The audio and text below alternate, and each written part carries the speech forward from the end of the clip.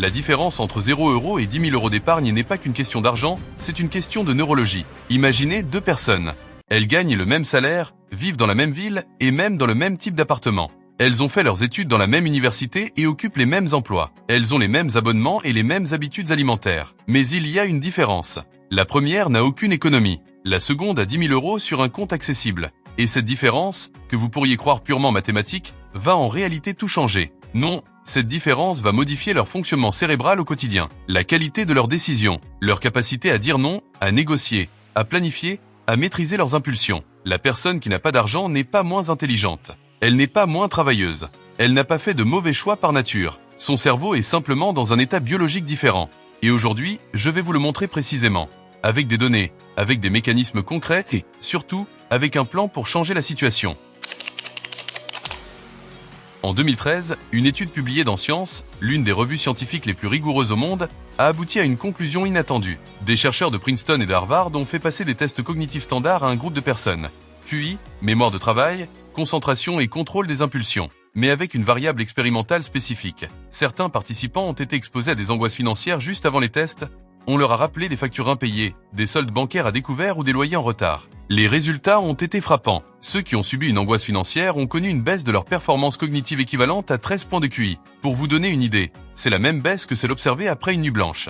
C'est la différence entre prendre des décisions réfléchies et prendre des décisions impulsives. C'est la différence entre avoir une vision d'ensemble et ne penser qu'à demain. J'en ai brièvement parlé dans ma précédente vidéo, mais je dois l'expliquer plus en détail maintenant. Voici le point le plus important, et celui que la plupart des gens ne remarquent pas en lisant cette étude. Ce n'est pas la pauvreté absolue qui produit cet effet, c'est la perception de la rareté. C'est l'état d'esprit de quelqu'un qui a l'impression de manquer de marge de manœuvre. Quelqu'un avec 340 € sur son compte et une facture à payer dans 6 jours. Quelqu'un qui gagne 2500 € net, mais qui vit constamment avec le sentiment que tout va s'effondrer à la prochaine dépense imprévue. Il ne s'agit pas de revenus, mais de gestion de ces imprévus. Les chercheurs appellent ce phénomène « effet tunnel ».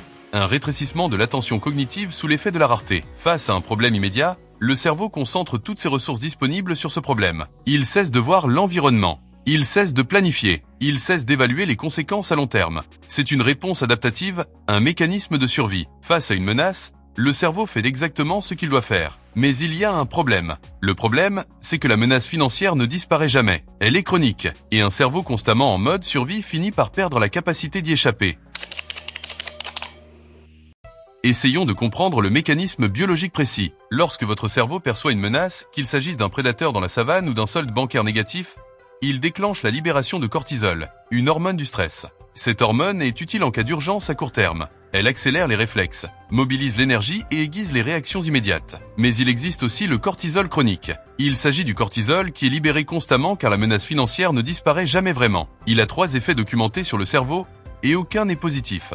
Premier effet, diminution de la mémoire de travail. La mémoire de travail est votre capacité à retenir simultanément de nombreuses informations afin de prendre une décision complexe. Comparer 2 offres d'emploi, évaluer la pertinence d'un achat à long terme, établir un budget sur 6 mois. Sous l'effet du cortisol chronique, cette capacité diminue. Vous ne pouvez plus retenir autant d'informations en même temps. Vous pensez par à-coups et non plus de manière systémique.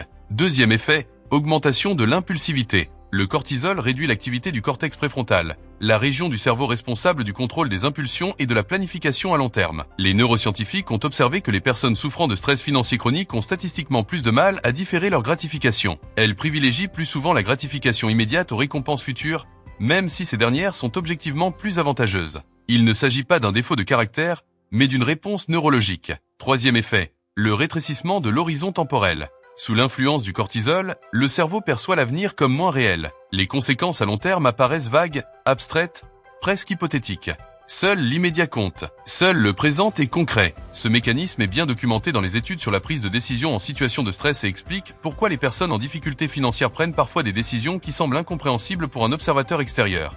Elles ne perçoivent pas l'avenir de la même manière qu'une personne dont le cerveau n'est pas sous l'influence du cortisol. C'est le piège ultime de la rareté. Ceux qui ont le plus besoin de prendre des décisions financières judicieuses sont précisément ceux qui y sont le moins aptes. Et maintenant, la question que vous devez vous poser est, à partir de quel seuil tout cela change-t-il ? La psychologie financière identifie 2 seuils distincts de transformation cognitive. Ils sont différents et n'ont pas les mêmes effets. Il est cependant crucial de les comprendre séparément. Le premier seuil est de 1000 €. Épargner 1000 € ne vous rendra pas riche. Cela ne changera pas votre style de vie. Cela ne vous donnera pas la liberté de refuser un emploi ou de négocier votre salaire. Mais cela aura un effet spécifique et mesurable sur votre cerveau. Cela créera ce que les chercheurs appellent une réserve cognitive. Un répit face à une catastrophe soudaine. Votre cerveau cessera d'être en état d'alerte permanent. Votre taux de cortisol diminuera légèrement, pas de façon spectaculaire, mais suffisamment pour modifier la qualité de votre réflexion. Alors, que pouvez-vous faire avec 1000 €? Avec 1000 €, vous pouvez faire face à une panne de voiture sans ruiner votre budget mensuel. Vous pouvez gérer une urgence dentaire sans compromettre le paiement de votre loyer. Vous avez 10 jours pour accepter une offre d'emploi, car vous ne pouvez pas vous permettre de rester sans salaire le mois prochain. Voilà la différence entre réagir et choisir. Les nuits blanches se font plus rares. Les pensées financières angoissantes, ces calculs interminables à 3 heures du matin, sont moins fréquentes. Vous commencez à penser à plus long terme. Vous n'y êtes pas encore, mais le tunnel commence à s'élargir. Comment atteindre ce premier cap? La réponse est mécanique, pas motivationnelle. Vous programmez un virement de 100 € exactement le jour de la paie, pas avec l'argent qui reste à la fin du mois, car il ne reste jamais rien. Le premier jour, comme une dépense fixe supplémentaire. 10 mois plus tard, cela devient votre réserve, et cette réserve a un impact sur votre santé. Le second seuil est d'une nature différente. 10 000 €. La littérature en psychologie financière considère ce chiffre comme une étape importante et constante. Et les raisons sont concrètes. Lorsque 10 000 € deviennent disponibles, liquides, accessibles, un changement fondamental se produit dans votre cerveau. Ce n'est plus un simple rempart contre l'urgence, mais une véritable armure cognitive. Voici ce que 10 000 € change concrètement dans votre fonctionnement mental. Vous commencez à percevoir l'avenir comme une réalité. Lorsque votre cerveau sait qu'il dispose d'une réserve pour couvrir 6 mois de dépenses, votre horizon temporel s'élargit. L'avenir n'est plus incertain ni hypothétique. Il devient planifiable. Vous pouvez commencer à penser à l'année prochaine, à 3 ans, à 10 ans. Non pas par anxiété, mais de manière stratégique. Votre rapport à l'impulsivité change. Avec 10 000 € d'économie, vous n'achetez plus sous l'effet de l'anxiété. Vous n'achetez plus pour combler le vide psychologique créé par la rareté. Vous achetez consciemment.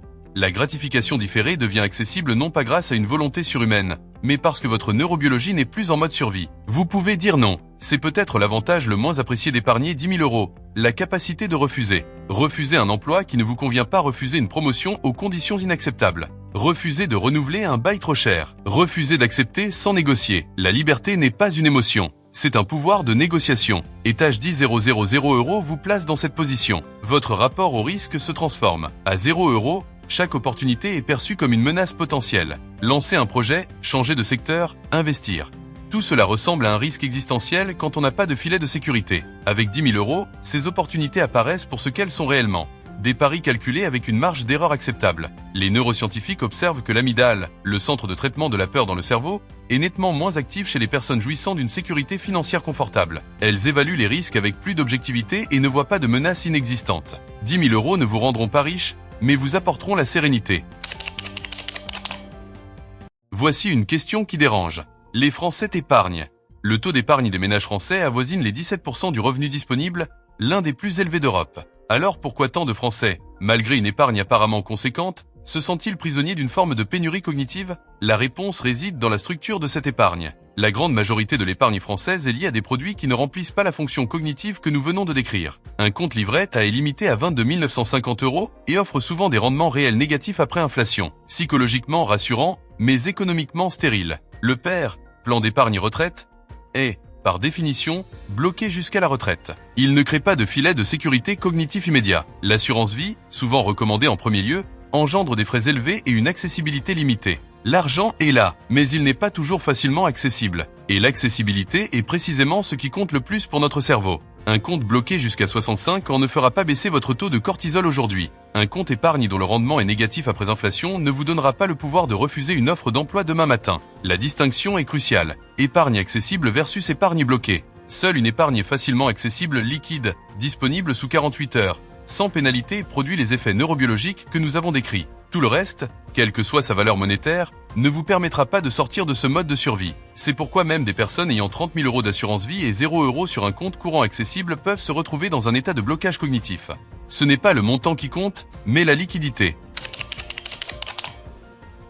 Maintenant que vous comprenez la mécanique, voici la stratégie. Pas inspirante.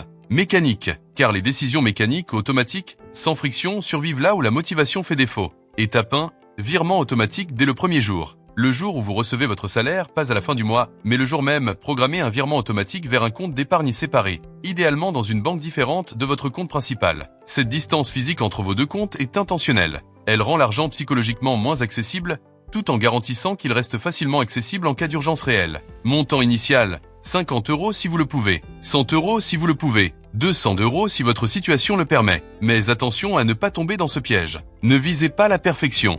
Visez l'automatisation. Étape 2, nommez votre compte. Cela peut paraître insignifiant, mais ça ne l'est pas. Des études en économie comportementale montrent que le fait d'attribuer un objectif précis à un compte d'épargne, fonds de prévoyance, 10 000 € de liberté, protection cognitive, réduit considérablement les retraits impulsifs. Votre cerveau est plus réticent à traiter de l'argent qui a un nom et une signification. Étape 3. N'utilisez ce fonds de prévoyance qu'en cas de véritable urgence. Un billet de concert n'est pas une urgence. Une réparation automobile imprévue, si. Fixez cette limite par écrit à l'avance, avant de vous retrouver dans une telle situation. Une règle établie au moment où la situation est claire est plus efficace qu'une décision hâtive prise sous l'effet du stress. Étape 4. Reconstituez votre fonds immédiatement après un retrait. Si vous avez dû utiliser ce fonds de prévoyance, le reconstituer est la priorité absolue pour le mois suivant. Pas les vacances. Le fonds de prévoyance d'abord. Car chaque jour sans fonds de prévoyance est un jour où votre cerveau est biologiquement moins performant. Échéancier réaliste. Avec 100 € par mois. 1000 € en 10 mois. 10 000 € en 8 ans et demi, c'est trop lent. Avec 200 € par mois. 1000 € en 5 mois. 10 000 € en 4 ans et 2 mois. Avec 300 € par mois. 1000 € en 3 mois et demi. 10 000 € en 2 ans et 10 mois. La régularité est bien plus importante que le montant. Virer 100 € chaque mois sans faute est bien plus efficace que de virer 500 € 3 fois par an et de ne rien faire ensuite. Revenons à nos deux collègues du début. Même salaire, même appartement, une vie en apparence identique. Pourtant, l'une d'elles prend chaque jour de meilleures décisions. Elle négocie avec un peu plus d'habileté. Elle maîtrise mieux ses impulsions. Elle est un peu plus prévoyante. Elle rejette ce qui doit l'être. Au bout d'un mois, la différence est imperceptible. Au bout d'un an, elle commence à se manifester. Au bout de 10 ans, leurs vies sont méconnaissables. Ce n'est pas une question de talent. Ce n'est pas une question de chance. Ce n'est même pas une question de revenus. C'est une question d'état neurobiologique. Et cet état se construit, euro après euro, virement après virement, mois après mois, jusqu'à ce que le cerveau cesse de lutter constamment contre les urgences et se mette enfin à construire quelque chose. Ce jour n'arrive pas soudainement. Il se produit lentement, imperceptiblement. Et puis soudain, on réalise qu'on dort mieux, qu'on pense plus clairement. Les décisions vous paraîtront moins pesantes. Ce n'est pas de la magie. C'est tout simplement biologique.